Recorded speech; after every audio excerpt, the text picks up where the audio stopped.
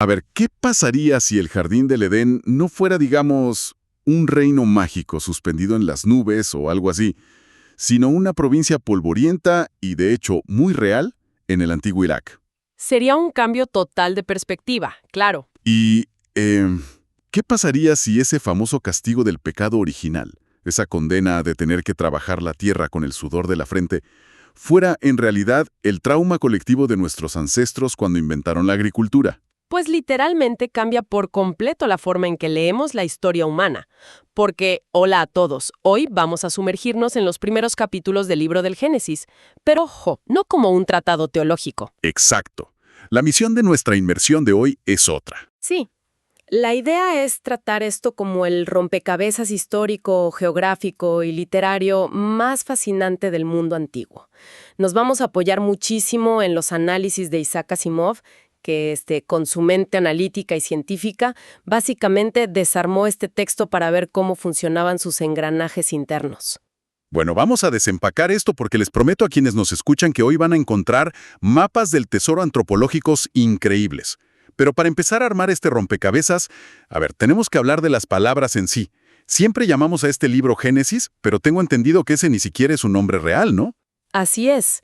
Fíjate que el título Génesis proviene en realidad de la Septuaginta, que es la traducción al griego que se hizo muchísimos siglos después, y significa origen o creación.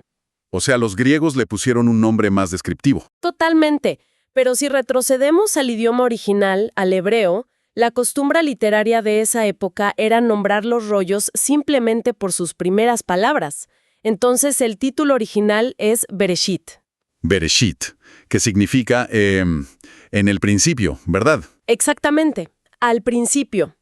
Y bueno, esa es solo la primera capa de complejidad, porque la tradición siempre nos ha dicho que un solo hombre, Moisés, escribió todo esto, pero la lingüística moderna y la historia nos muestran que estos textos son en realidad una obra, pues, monumental, hecha por múltiples autores y editores a lo largo de muchos siglos. Los especialistas ni siquiera suelen hablar del Pentateuco, sino del Hexateuco. Espera. Hexateuco. Yo siempre he escuchado hablar del Pentateuco. Ya sabes, los primeros 5 libros. ¿De dónde sale el sexto y por qué lo agrupan de esa manera? Pues el prefijo hexara significa 6. Los académicos modernos incluyen el libro de Josué porque, narrativa y estilísticamente hablando, completa el arco de la historia. Empieza con la creación del mundo y termina con el asentamiento definitivo en la tierra de Canaán. Es, digamos, un bloque literario continuo. Pero lo verdaderamente revelador es cómo los expertos descubrieron que este gran bloque no fue escrito por una sola persona. Aquí es donde se pone realmente interesante la cosa. Porque al revisar el material para el análisis de hoy, me vino a la mente una analogía supermoderna.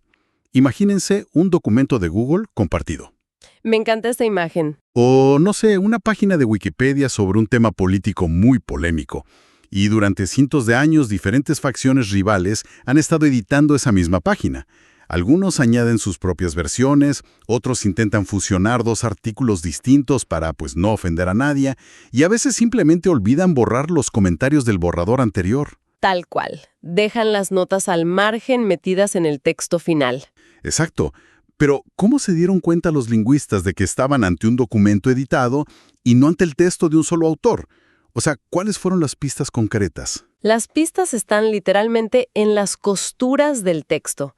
Al leer el hebreo original, los estudiosos notaron cambios muy abruptos, cambios en el vocabulario, en el estilo literario e incluso en la teología misma.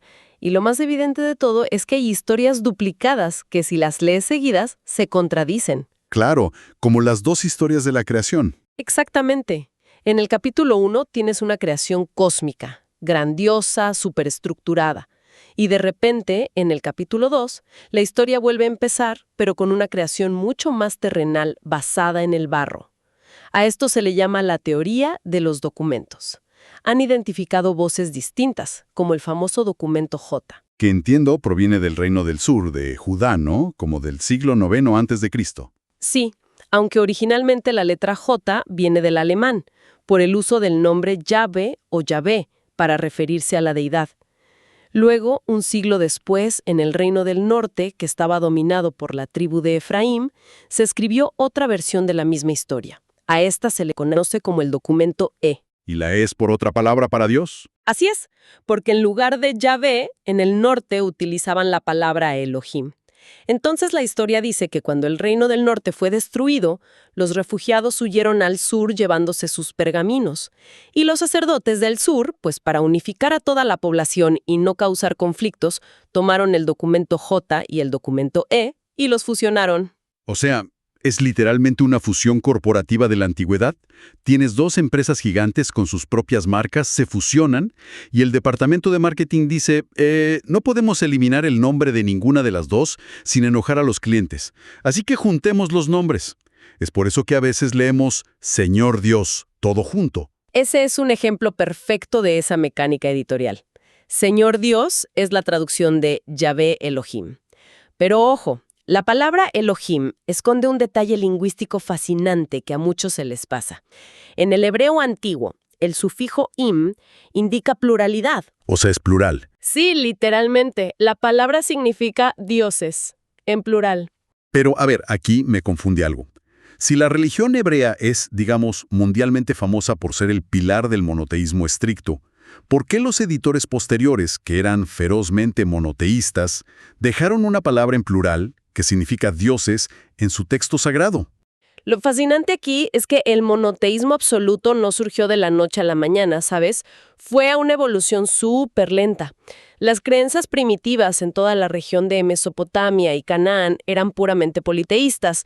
Cuando los sacerdotes editaron los textos siglos después para consolidar un solo Dios, la palabra Elohim estaba ya tan incrustada en las canciones, en las oraciones, en la cultura popular, que era imposible borrarla. Ya, la gente ya la usaba todos los días. Exacto. Además, el nombre Yahvé llegó a considerarse tan, pero tan sagrado y poderoso que la gente empezó a tener miedo de pronunciarlo. Creían que podían invocarlo como magia. Así que empezaron a usar el eufemismo Adonai, que simplemente significa Señor. Y las huellas dactilares de ese antiguo politeísmo sobrevivieron a toda esa edición en otras partes del texto, ¿verdad?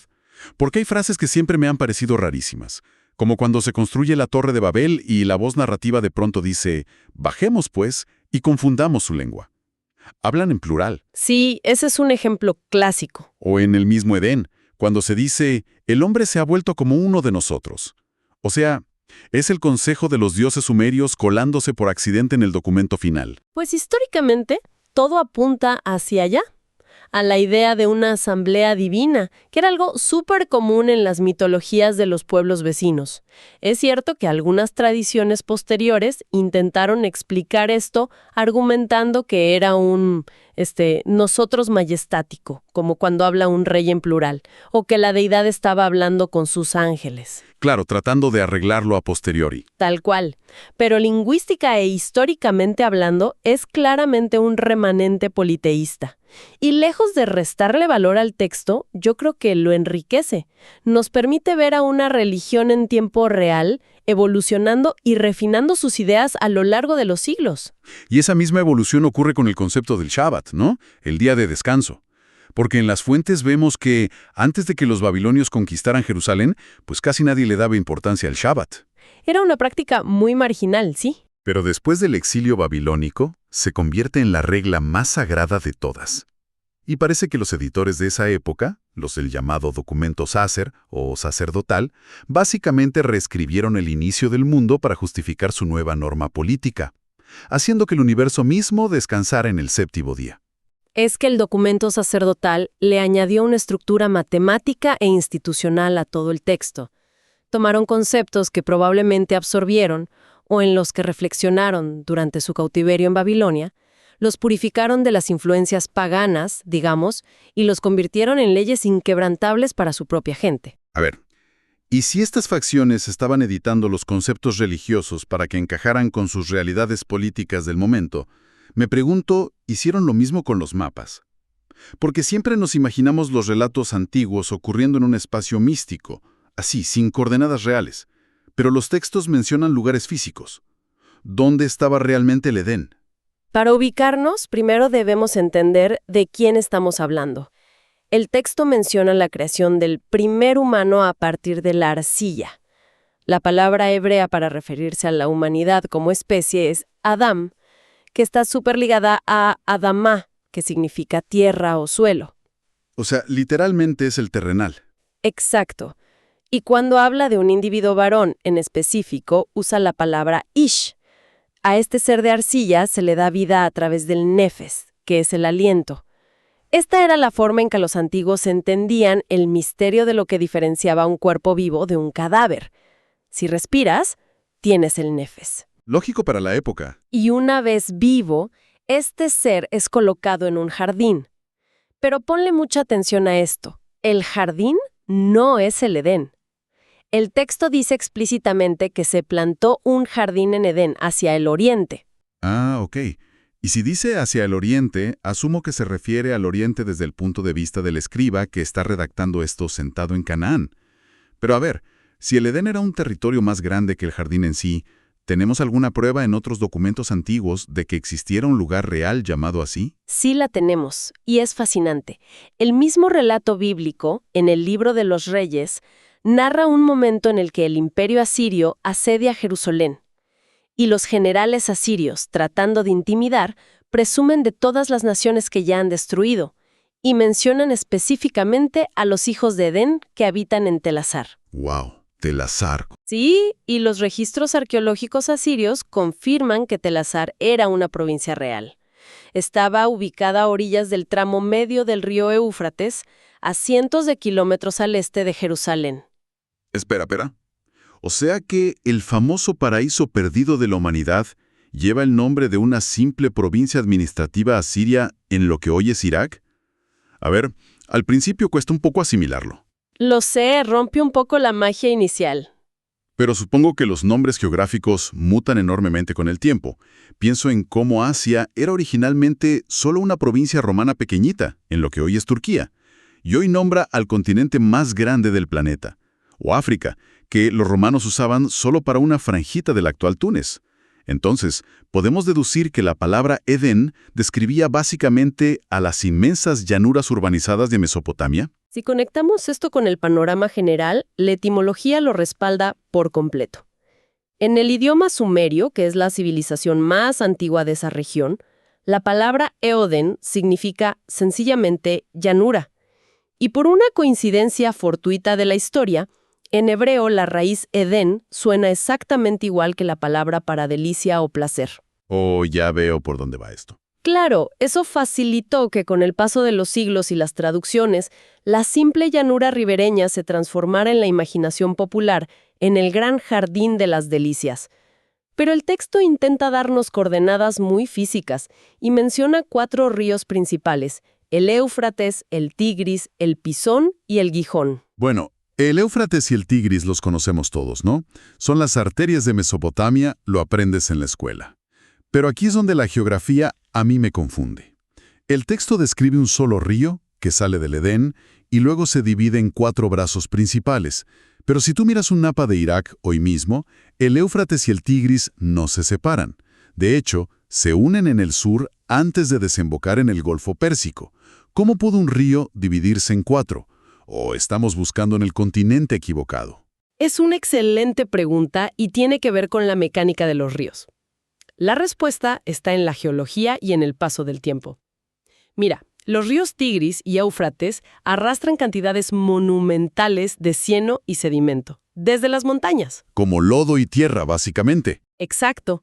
Y durante los últimos 6.000 años, todo ese sedimento ha estado, literalmente, rellenando el mar. En la antigüedad, la costa del Golfo Pérsico estaba aproximadamente 260 kilómetros más hacia el noroeste de donde se encuentra hoy. 260 kilómetros, es muchísimo. Es un montón. En esa época temprana, los ríos no se unían antes de llegar al mar, desembocaban por separado. Y en esa llanura, que era increíblemente plana y fértil, existía una red súper intrincada de canales y ramificaciones fluviales. Entonces, los otros 2 ríos misteriosos, el Pisón y el Gijón, que a veces la gente romántica intenta ubicar en la India o súper profundo en África, ¿eran en realidad parte de esa misma red local en Sumeria? Todo indica que sí, que eran vías fluviales o canales inmensos de esa misma cuenca. El pisón suele asociarse a la tierra de Évila, que va hacia Arabia, y el Gijón a Cus. Que, ojo, en los registros antiguos se refería a los casitas, un pueblo al este del Tigris y no a la lejana Etiopía como se pensó después. ¡Qué locura cómo se distorsiona la geografía! Es que estamos hablando del paisaje central de los antiguos sumerios. Cuando esta civilización sumeria fue conquistada por los acadios, experimentaron un colapso cultural profundísimo. Es muy probable que la nostalgia por su época dorada de paz en esa llanura fértil, en el Eodén, haya dado origen al mito de una utopía perdida, un mito que las culturas hebreas y posteriores adoptaron y adaptaron. A ver, si el Edén no es un reino mágico, sino la memoria superidealizada de la llanura sumeria y de los primeros asentamientos humanos, entonces la historia de la expulsión de ese jardín toma un tinte sociológico de verdad alucinante. De repente, la serpiente, Eva y el pecado original no son solo cuentos morales para niños. ¿Qué me estoy perdiendo aquí sobre el significado real de ese castigo que reciben? Pues analicemos a los personajes un momento. Eva, que en hebreo es Java, es vinculada por los mismos escribas a la palabra haya, que significa vivir. Ella es la madre de todos los vivientes. Por otro lado, la serpiente, muy a diferencia de la creencia popular que está súper influenciada por teologías muy posteriores, no es el diablo original. Claro, en el texto original solo es un animal. Exacto. Y los animales parlantes son de hecho una rareza arqueológica en la Biblia. Esto nos indica que estamos ante un mito primitivo sobre la naturaleza.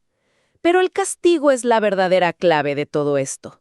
La expulsión del paraíso implica literalmente ser arrojados al duro trabajo agrícola, a ganarse el pan con el sudor de la frente, tratando de dominar una tierra que ahora está llena de cardos y espinas. Y esto cambia toda la perspectiva. O sea, antes de la agricultura, la humanidad cazaba y recolectaba. Era una vida dura, seguro, pero libre. Eran nómadas. La invención de la agricultura, claro que trajo la abundancia y permitió construir las primeras ciudades, pero a nivel individual, ató a los seres humanos a una parcela de tierra. Los encadenó al campo, digamos. Tenían que trabajar de sol a sol, cuidar las cosechas, depender obsesivamente del clima. Es posible que el relato del Edén sea en realidad el trauma colectivo de la especie humana recordando cuando inventaron la agricultura y sintieron que habían entrado en una forma de esclavitud comparada con la naturaleza libre que tenían antes. Es una de las interpretaciones sociológicas y antropológicas más fuertes que existen hoy en día. La humanidad codificó el fin de su estilo de vida cazador y recolector como una caída de la gracia divina. Y ese conflicto monumental entre la vida nómada y la vida sedentaria no termina en la puerta del Edén. Fíjate que se personaliza dramáticamente en la siguiente generación, con el primer asesinato registrado en el texto, el de Caín y Abel. Es súper interesante porque siempre pensé que era solo una historia sobre la envidia entre hermanos. Ya sabes, uno es el favorito y el otro se enoja. ¿Qué significan realmente sus nombres? Pues los nombres mismos cuentan la historia económica de toda la región. Caín, o Caín en hebreo, significa herrero o artesano de metales. Representa no solo al agricultor que está atado a la tierra, sino al forjador de tecnología, a la civilización naciente que ya manipula los elementos a su favor. O sea, la industria temprana. ¿Y Abel? Abel, por el contrario, viene de Hebel, que literalmente significa un soplo de aire o vanidad. Él representa al pastor nómada. Es libre, está en constante movimiento, pero es totalmente efímero frente a la fuerza pesada de la ciudad. O sea que es como el drama clásico de la frontera, como en las películas del salvaje oeste. Tienes al nómada, al vaquero, que necesita llanas abiertas para mover su rebaño con el viento. Y de pronto llega el agricultor, pone muros, pone cercas, reclama la propiedad privada de la tierra y usa tecnología de metales, armas. Al final, el agricultor siempre desplaza al nómada, a menudo con una violencia tremenda. Caín matando a Abel sería la metáfora de la civilización urbana aplastando al estilo de vida tribal. Y el mismo texto lo confirma con las acciones posteriores de Caín. Tras el asesinato, es exiliado a la tierra de Nod. ¿Y sabes qué significa Nod? Significa vagabundo. Qué ironía, ¿no? Totalmente. Y sin embargo, ¿cuál es su primera gran obra en el exilio? Construye una ciudad entera. y le pone el nombre de su hijo, Enoc. Desde una perspectiva puramente histórica, algunos expertos asocian esta urbe primigena con la antigua ciudad de Susa, en Elam.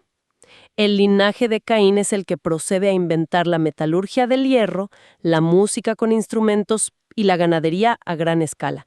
Es, en resumen, la historia del progreso humano, pero nacida de una ruptura violenta con el mundo natural.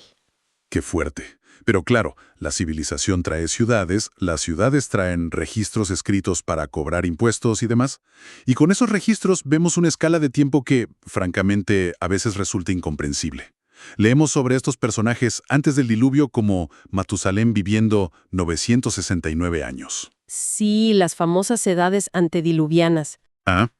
¿Cómo explican los historiadores estas cifras? Porque geológicamente sabemos que el mundo no se creó hace apenas 6.000 años, como calculaban algunos estudiosos en la Edad Media. Claro. Quienes intentaron usar estas cronologías para fechar la Tierra, como el obispo James Ussher, allá en el siglo XVII, que calculó con toda seriedad que la creación fue en el año 4400 a.C., pues ignoraban por completo el contexto literario de Mesopotamia. Tomaban todo súper literal. Exactamente. Y lo irónico de estas edades bíblicas que a nosotros nos parecen inmensas es que en realidad son recortes súper drásticos de mitos mucho más antiguos. En las listas de reyes sumerios que se han encontrado, los gobernantes previos a la gran inundación gobernaban durante 20.000 o incluso 65.000 años cada uno. ¡Wow! 65.000 años, un solo rey. Sí, era una forma de mitificar su linaje.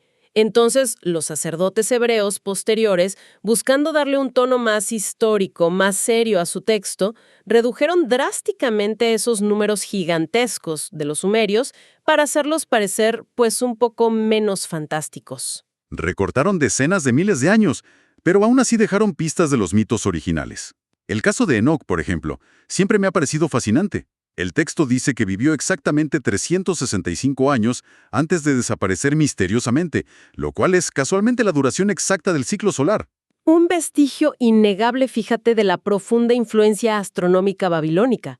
Enoc representa un antiguo mito solar que quedó ahí como atrapado o fosilizado en las genealogías de los patriarcas hebreos. Y toda esta acumulación de generaciones y esta construcción de ciudades termina en el evento apocalíptico más famoso de la antigüedad, el diluvio universal. Sabemos que las ciudades ubicadas en valles fluviales siempre se inundan. Es un hecho. Y el arqueólogo Leonard Woolley, de hecho, encontró una capa muy gruesa de sedimento en sus excavaciones en la antigua Sumeria. Una capa que indicaba una inundación brutal a nivel local, sí. Pero las inundaciones normales de un río no terminan de explicar la narrativa bíblica que tenemos. Físicamente, si el Éufrates se desborda con las lluvias, la gravedad empuja el agua y todo lo que flota en ella hacia el sureste, hacia el Golfo Pérsico y hacia el mar.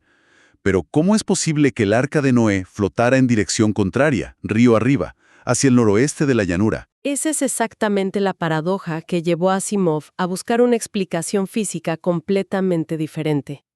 Porque el texto ofrece un detalle técnico muy importante que a menudo ignoramos. Menciona que no solo llovió durante 40 días, sino que se rompieron todas las fuentes del gran abismo. Suena a algo que viene desde abajo, ¿no? O desde el océano. Esto sugiere una intrusión violenta de agua salada desde el mar hacia la tierra.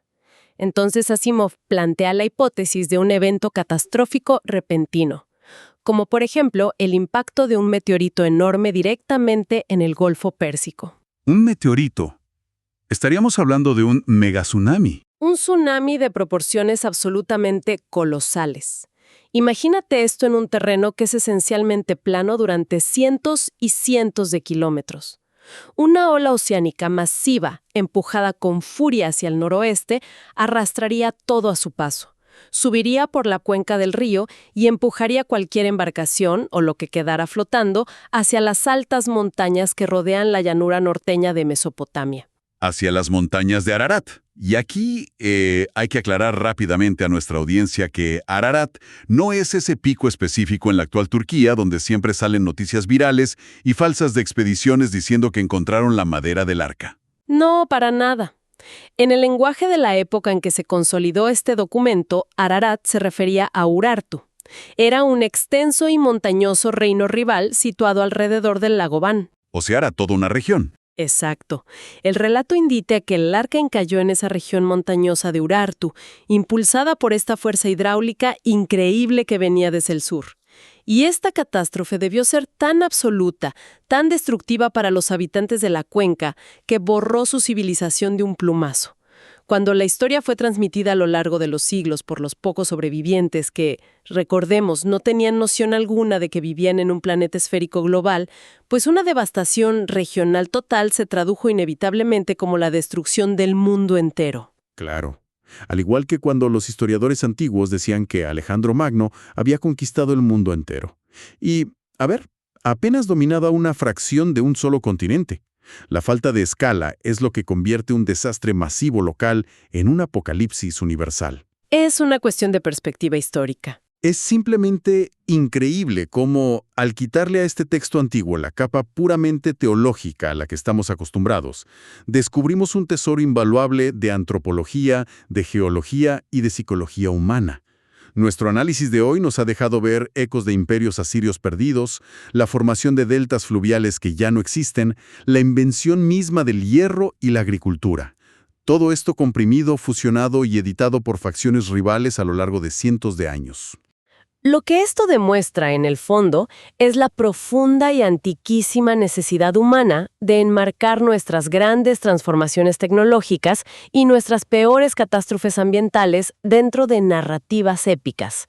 La humanidad necesitaba mitos como el Edén, necesitaba la tragedia de Caín y el relato del diluvio, para poder procesar colectivamente los inmensos traumas y triunfos que trajo consigo el avance de la civilización. Y eso, fíjate, nos deja con una idea inmensa para que la mente de quienes nos escuchan la procese esta semana.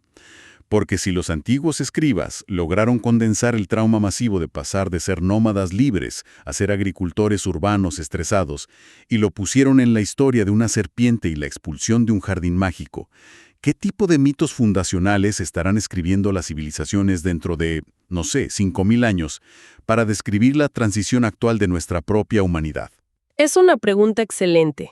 ¿Cómo van a narrar en el futuro el shock absoluto que estamos viviendo hoy al dejar nuestro mundo analógico para fusionarnos cada vez más con la inteligencia artificial y el ciberespacio?